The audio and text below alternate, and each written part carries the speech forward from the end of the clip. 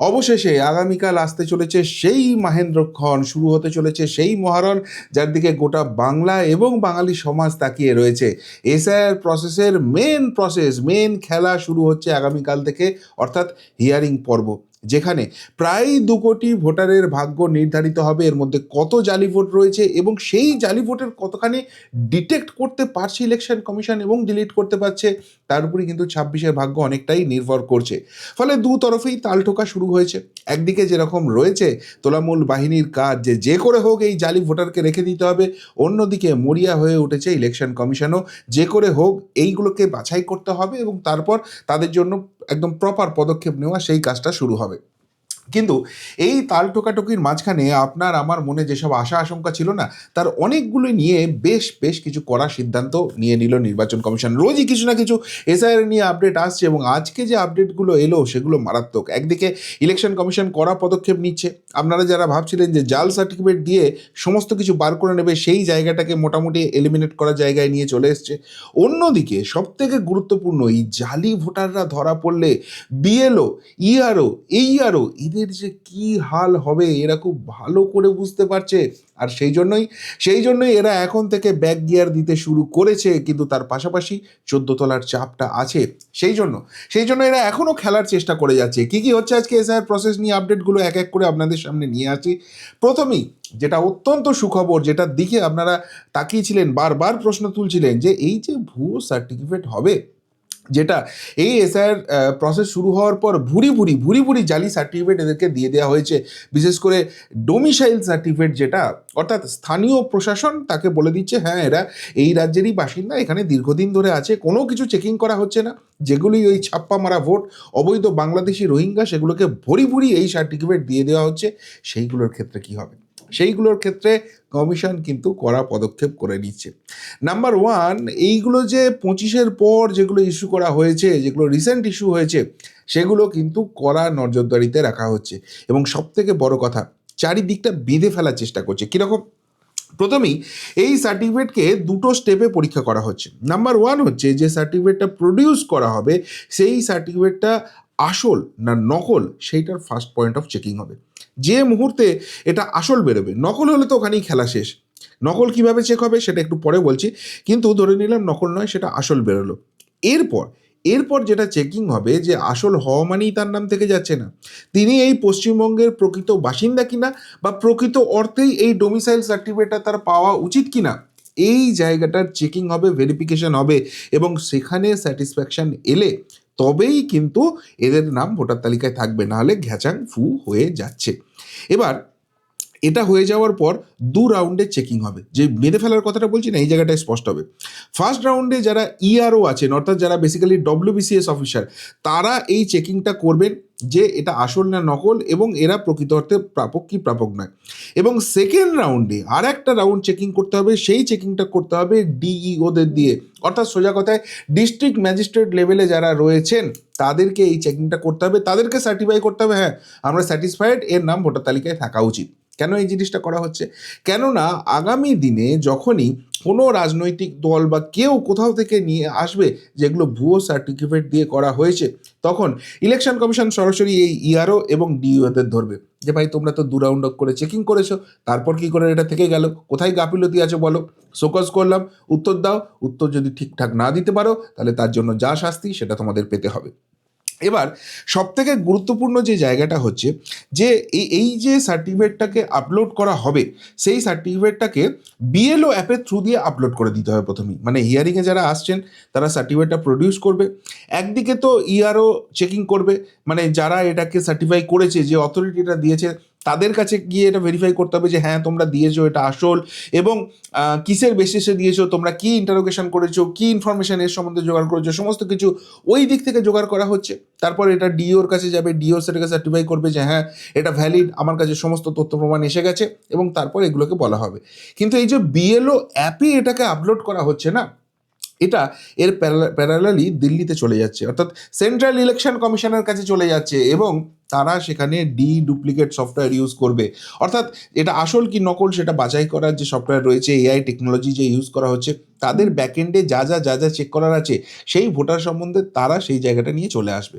এখন যে রিপোর্ট ইআরওর কাছ থেকে আসছে বা ডিইওর কাছ থেকে আসছে সেটা যদি সেন্ট্রাল ইলেকশন কমিশনের রিপোর্টের সঙ্গে মিলে যায় তাহলে ওকে, মানে সেটা পজিটিভের ক্ষেত্রেই হোক নেগেটিভের ক্ষেত্রেই হোক, কারো যদি ভুয়ো বেরোয় সেটা মিলে গেল তাহলেও ঠিক আছে, কারোর ক্ষেত্রে যদি না এগুলো কোনো রকম ভুয়ো নয় তার সে সত্যি সত্যি থাকার মতো সেটাও যদি মিলে যায় কোনো অসুবিধা নেই। কিন্তু এই রিপোর্ট যখনই মিসম্যাচ করবে সেই ভোটারদের স্পেশালি দেখা হবে, অর্থাৎ কোথাও দিয়ে ফাঁক গলার কোনো জায়গা নেই সেই চেষ্টাটা কিন্তু ইলেকশন কমিশন করছে। কতখানি সাকসেসফুল হবে সেটা কাল থেকে হিয়ারিং শুরু হলেই বোঝা যাবে, তার আগে বোঝা যাচ্ছে না, কিন্তু প্রসেস যেটা করছে সেটা কিন্তু যথেষ্ট রকমের স্যাটিসফ্যাক্টরি। এবং যেহেতু ইলেকশন কমিশন এই জায়গাটা করে দিয়েছে, তো যারা ইআরও বা এইআরও আছেন, অর্থাৎ সোজা কথায় যারা ডব্লিউবিসিএস অফিসার, তারা কিন্তু বুঝতে পারছেন বিপদটা কোথায় ঘনিয়ে আসছে। আগামী দিনে যদি ভুয়ো ভোটার বেরোয়, জালি ভোটার বেরোয় এবং একাধিক বেরোয়, সেক্ষেত্রে কিন্তু আর শোকজ হবে না, সরাসরি শাস্তির মুখে চলে আসতে পারে এবং এই জায়গায় এরা ফেঁসে যাচ্ছেন। উল্টো দিকে আর একটা চাপও 14 তলা থেকে আছে, সেই দিকটাতেও তারা ফেঁসে আছেন যে ওই সব কিছু জানি না, যে করে হোক তোমাদের কিন্তু এদের নামটা ঢুকিয়ে রাখতে হবে। এরকম কোনো ব্যাপার আছে কি? কেন এই প্রশ্নটা উঠছে? কেননা আজকে এইসব যে ডব্লিউবিসিএস অফিসার আছে তাদের সংগঠনের তরফ থেকে একটা চিঠি গেছে ইলেকশন কমিশনের কাছে। সেখানে ইলেকশন কমিশনকে অনেক জ্ঞান দেওয়া হয়েছে, এইভাবে নাম কেটে দিচ্ছ কেন, এই করছো কেন, এইটা তোমরা করতে পারো না, তোমাদের এটা করা উচিত হচ্ছে না, এটা ভারতীয় সংবিধানে নেই। ভাই এত যদি তোমাদের জ্ঞান হয় চলে যাও না মহামান্য সুপ্রিম কোর্টের কাছে।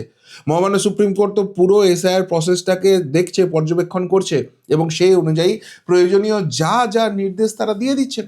যদি তোমাদের মনে হয় এখানে কোনো অন্যায় হচ্ছে, মহামান্য সুপ্রিম কোর্টের কাছে যাচ্ছ না কেন? কেন নাকি কান্না কাঁদছো ইলেকশন কমিশনের কাছে? এখানেই সন্দেহটা বাড়ছে। কিন্তু সেটা কথা নয়, কথা যেটা হচ্ছে এরা রীতিমতো ভয় পেয়ে গেছে।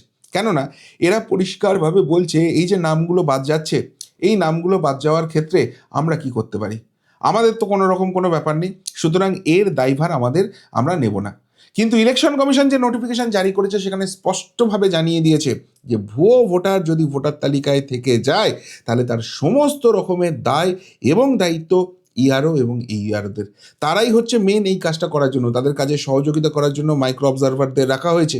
আমরা এদিকে ডিডুপ্লিকেট সফটওয়্যার ইউজ করছি, মাইক্রো অবজারভাররা আসবে, এসে তাদের ট্রেনিং দেওয়া হয়েছে, তারা এটাকে ভেরিফাই করবে, কিন্তু সেটা তো আমাদের প্রসেস। তোমরা তোমাদের কর্তব্যে গাফিলতি করছো বলেই ভোটার তালিকায় ভুয়ো নাম থেকে যাচ্ছে। সেটা যদি থেকে যায় তাহলে কিন্তু এত সহজে তোমাদের ছাড়া হবে না। আর এইখানেই কিন্তু ঘাবড়ে যেতে শুরু করেছে এইআরওরা। সেই জন্যই ডব্লিউবিসিএস সংগঠনের তরফ থেকে এই চিঠিটা গেছে। অন্যদিকে তারা একটা অদ্ভুত দাবি জানিয়েছে, বলছে আপনারা এই যে 58,20,000 সামথিং নাম বাদ দিয়ে দিয়েছেন, এখানে ওই মৃত ভোটার যারা রয়েছে তাদেরকে না পেয়েই আপনারা মৃত ভোটার বলে দিয়েছেন, বাড়ির লোক বলে দিয়েছে তাতেই মৃত ভোটার বলে দিয়েছেন, এদের ডেথ সার্টিফিকেট কোথায়? বা যাদেরকে গিয়ে খুঁজে পাননি তাদেরকে বলেছেন যে আনট্রেসেবল, যারা বলছে যে পার্মানেন্টলি শিফটে তাদেরকে বলে দিচ্ছেন, তার প্রমাণ কোথায়? এই প্রমাণ না দিয়ে এদের নাম কেন কেটেছেন? এবং এদেরকে প্রত্যেককে শুনানিতে ডাকা হোক, শুনানিতে যদি না পাওয়া যায় তখন এদের নাম বাদ দেবেন। পরিষ্কারভাবে বোঝা যাচ্ছে এটা 14 তলার নির্দেশ। কেননা 14 তলার মালকিন যে ভাষায় কথা বলছে এদের চিঠিও সেই একই ভাষায় কথা বলছে। এখন এই যে 58,20,000 সামথিং নাম বাদ গেছে, সেইখান থেকে দেখা যাচ্ছে এখন অবধি 70-75টা অ্যাপ্লিকেশন এসছে যে আমরা জীবিত রয়েছি তবুও আমাদের নাম কাটা গেছে। তার মধ্যে হাতে গোনা এখন অবধি 9 থেকে 10টা অ্যাপ্লিকেশন পাওয়া গেছে যেটা ভ্যালিড অ্যাপ্লিকেশন। 58,20,000 নামের মধ্যে 75টা অ্যাপ্লিকেশন এসছে, কোনো পার্সেন্টেজে আসে, ভগ্নাংশেরও ভগ্নাংশ হয়ে যাচ্ছে। এবং সেই জায়গা থেকে ইলেকশন কমিশন বলেছে কি যে ভাই যাদের নাম বাদ দিয়েছি তাদের নাম পার্মানেন্টলি বাদ, তোমরা যদি তথ্য প্রমাণ দিয়ে আসো, যদি কোথাও ভুল ত্রুটি হয়ে থাকে ডেফিনেটলি আমরা সেটা রেকটিফাই করে নেব। তাহলে সেই জায়গায় যখন রেকটিফিকেশনের জায়গা খোলা আছে, এই যারা এইআরও আছে তারা কেন এদেরকে ডেকে আনতে চাইছে হিয়ারিংয়ে? তার কারণ ওটা ওই তালপাতা সেপাই নাকি একটা আছে না, সে তো বলেই ছিল যে এইটাই করতে হবে, এইভাবেই ইলেকশন কমিশনের উপর চাপটা দিতে হবে। সেখানে এইআরওরা এই চাপটা দেওয়ার চেষ্টা করছে, তার মানে তারা কোথাও কি তলে তলে ওই যে তাদের বিরুদ্ধে অভিযোগটা ওঠে দলদাসগিরির, সেটা কি তারা বলে দিচ্ছে না? তার প্রমাণটা তারাই নিজেরা তুলে দিচ্ছে না?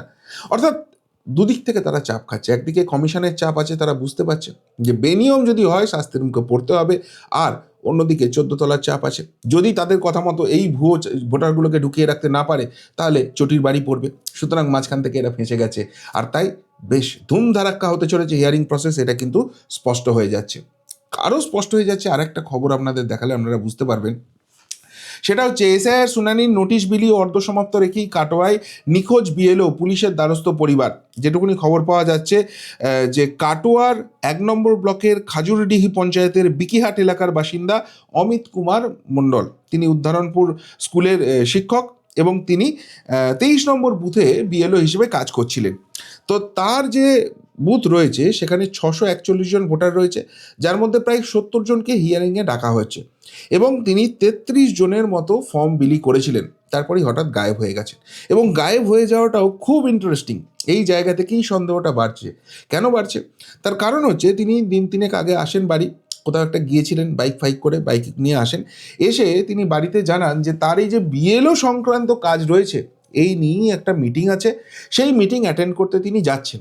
কিন্তু তারপর আজকে 2-3 দিন হয়ে গেছে তিনি বাড়ি আর ফেরত আসেননি। এবার মজার ব্যাপার হচ্ছে তিনি যদি বিএলও ট্রেনিং করতে যান বা বিএলও নিয়ে কোনো মিটিং থাকে, তাহলে তার বিএলওর যে আই কার্ড সেইটা থাকবে, তাকে ডেকে একা পার্সোনাল মিটিং তো হবে না, এরকম অনেক বিএলওকে ডাকা হবে, আর কাউকে কিন্তু ডাকা হয়েছে এরকম খবর পাওয়া যাচ্ছে না। 2, তার যে মোবাইল সেইটি অন্তত তিনি সঙ্গে নিয়ে যাবেন, সেই সমস্ত কিছু বাড়িতে রেখে সে ধাঁ হয়ে গেছে। কেন এই জায়গাটা হচ্ছে? বাড়ির লোক বলছে যে যখন থেকে বিএলওর কাজ এসছে খুব প্রেসারে ছিল, সেই জায়গা থেকে এরকম মিসিং হয়েছে, এই জন্য আমরা দেখছি। অন্যদিকে আরেকটা অভিযোগ উঠে আসছে। কি সেই অভিযোগ? সেটা হচ্ছে যে এই বিএলওদের উপরে একটা বিশেষ রাজনৈতিক দল বিশেষ প্রভাব খাটাচ্ছে, চাপ দিচ্ছে, বোঝাই যাচ্ছে এবং জোর করে এই যে ভুয়ো নাম সেইগুলোকে তারা রাখতে বাধ্য করছে। এখন এরা বুঝতে পারছে যে এই ভুয়ো নাম যদি এত বেরোয়, হিয়ারিংয়ে যদি বেরোয় যে 70 জনকে ডাকা হয়েছে তার মধ্যে বেশিরভাগই ভুয়ো, তাহলে তাদের চাকরি নিয়ে টানাটানি হবে, তারা মুশকিলে পড়ে যাবে। অন্যদিকে এই যে হিয়ারিং প্রসেসটা স্টার্ট হচ্ছে, সেই হিয়ারিং প্রসেসে বিএলওদের উপস্থিত থাকা মাস্ট। এই বিএলওরা উপস্থিত থাকবে এবং যে ডকুমেন্ট যাদেরকে হিয়ারিংয়ে ডাকা হয়েছে তারা প্রডিউস করবে, তার সেটা কিন্তু এই বিএলও অ্যাপের থ্রু দিয়েই আপলোড করতে হবে। এখন বিএলওরা যদি না থাকে তাহলে এই প্রসেসটা ঘেঁটে যাবে এবং এই যে প্রসেসটা ঘেঁটে যাবে সেই জায়গা থেকে আলটিমেটলি প্রশাসন মুশকিলে পড়ে যাবে এবং তারা ইলেকশন কমিশনকে বলবে এই কারণে আমরা করতে পারছি না কাজটা, এবং এই হিয়ারিং প্রসেসটা প্রথম দিন থেকেই ঘেঁটে যাওয়ার একটা সম্ভাবনা তৈরি হচ্ছে। তাদের উপর ইলেকশন কমিশনের উপর চাপ সৃষ্টি হবে। বিএলও যেহেতু নেই, হিয়ারিংটাই হবে না। হিয়ারিং যদি হয়, বাদ দেওয়ার ব্যাপারটা, বাদ থাকার ব্যাপারটা কী করে হবে? এই যে জায়গাটা, এটা গুলিয়ে দেওয়ার জন্যই এখানে কিছু একটা কলকাঠি নাড়া হয়েছে। যাই হোক, পুলিশের কাছে রিপোর্ট গেছে, পুলিশ নিশ্চিতভাবে উদ্ধার করবে এবং তারপর সত্যটা সামনে আসবে।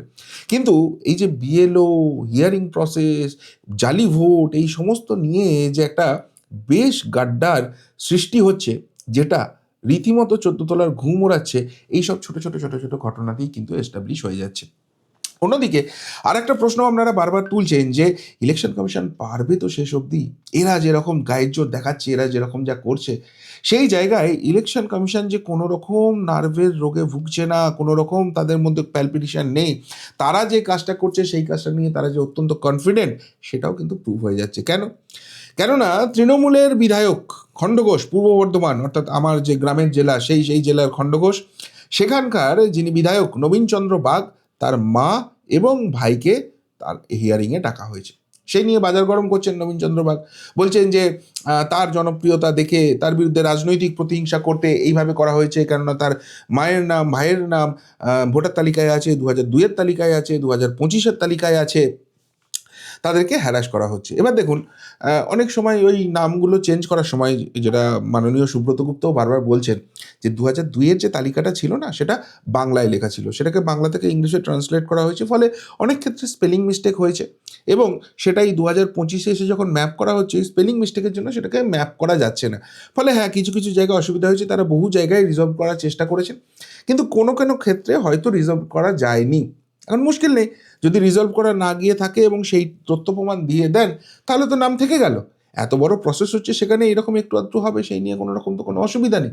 কিন্তু কিন্তু যদি চিন্তা করুন, যেটা ইলেকশন কমিশন বারবার বলছে, যেখানে ভুয়ো ভোটার, জালি ভোটার আছে এবং সেই জন্যই তাদেরকে হিয়ারিংয়ে ডাকা হচ্ছে, নো ম্যাপিং হচ্ছে, সেই জায়গাটা যদি খোদ রাজ্যের একজন বিধায়কের বাড়ি থেকে বেরিয়ে যায় কোনো কারণে, তাহলে কি পরিমাণ টালমাটাল পরিস্থিতি তৈরি হবে, কি পরিমাণ চাপ শাসক শিবিরে তৈরি হবে।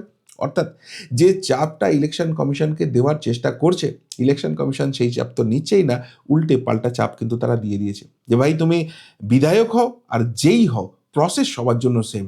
যদি কোথাও কোনো গণ্ডগোল হয় আমরা খুঁটিয়ে দেখব, এবং সেখানে যদি কোনো জালি জোচ্চুরি বেরোয় তাহলে সোজা ঘ্যাচাং ফু হবে নাম, আর যদি না বেরোয় সসম্মানে নাম থাকবে, কোনো রকম কোনো অসুবিধা নেই। ফলে যারা ভাবছেন যে ইলেকশন কমিশন ঘুমোচ্ছে, কোনো কাজ করতে পারছে না এত চাপের মাঝখানে, ফাইনাল সলিউশনটা আসবে কি না, এখনো অবধি যা করছে যেভাবে করছে কনফিডেন্স বিল্ড আপ হচ্ছে। তবে হ্যাঁ, আপনাদের একটা কথার সঙ্গে আমি একদম সহমত, বৃক্ষ কিবা তব নাম ফলেন পরিচয়তে। মোটামুটি যখনই কিছুদিন এগোবে হিয়ারিং প্রসেস, তখনই চিত্রটা অনেকটা পরিষ্কার হয়ে যাবে। কিন্তু এই মহারণ শুরু হওয়ার আগে যে ভাবে আঁটঘাট বেঁধে এবং ক্রমশ সেই ফাঁসটাকে শক্ত করছে ইলেকশন কমিশন, তাতে করে কনফিডেন্স কিন্তু বিল্ড আপ হচ্ছে। কি বলবেন হিয়ারিং প্রসেস শুরু হওয়ার আগে এই সমস্ত আপডেট নিয়ে, ইলেকশন কমিশনের ভূমিকা নিয়ে? যদি কিছু বলার থাকে অবশ্যই কমেন্ট বক্সে কমেন্ট করে জানাবেন। এমনকার মতো এখানেই শেষ করলাম, ফেরত আসছি নতুন প্রতিবেদন নিয়ে খুব তাড়াতাড়ি। ভালো থাকবেন, সাথে থাকবেন, পাশে থাকবেন। নমস্কার।